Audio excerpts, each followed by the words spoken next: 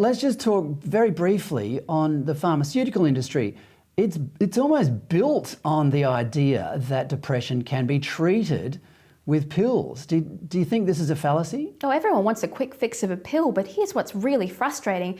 People with genuine recurring pain can't get Panadol over the counter anymore because of a terrible decision by the Liberal government.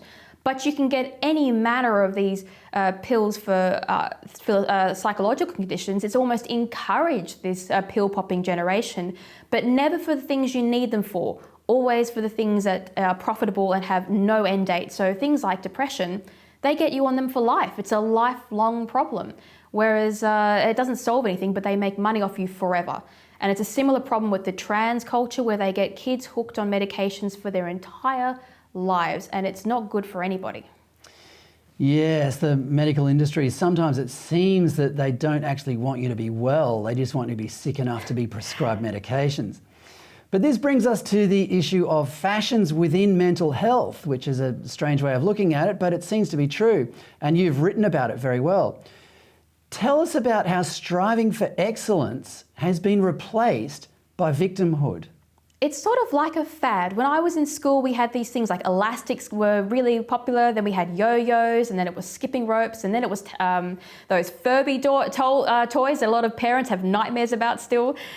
This is the sort of fads that we had when we were at school. But now the fad is to pretend to be mentally ill. And the reason that it works is because we stopped valuing being the top of your class, producing great content, and now we value being a victim, being a minority category of some kind, and we judge our specialness and our value on our identity. And it's not even the identity of our merit, it's the identity of how we categorize ourselves by gender, sex, and our mental disorders.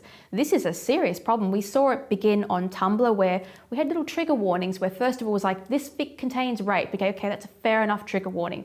And now they're miles long. They're longer than the works you're going to read about all these trigger warnings. And it's a way of saying, I'm special because I'm offended by these, in the same way those annoying people go to a restaurant and say, I can't eat dairy, I can't eat this, I can't eat that. They feel special, and that has translated into our kids, but it's more serious there, because when you're a teenager, when you're a young adult, you get obsessive about things. And so these kids are play acting serious conditions in order to feel popular. Now, what does that do to the next generation? What happens when these people enter businesses in the workforce? Well, that's a good question.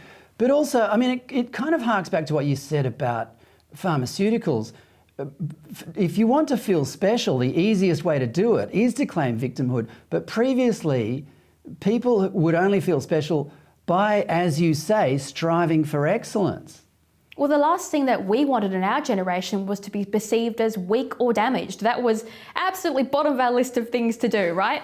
Now, the pharmaceutical companies are thrilled, because what's better than treating a real disorder forever, which they make money out of? It's treating invisible and completely invented disorders. And if the disorder is invented, then it has no cure. So that is a money-making exercise forever. It's the perfect solution to a bank balance, really.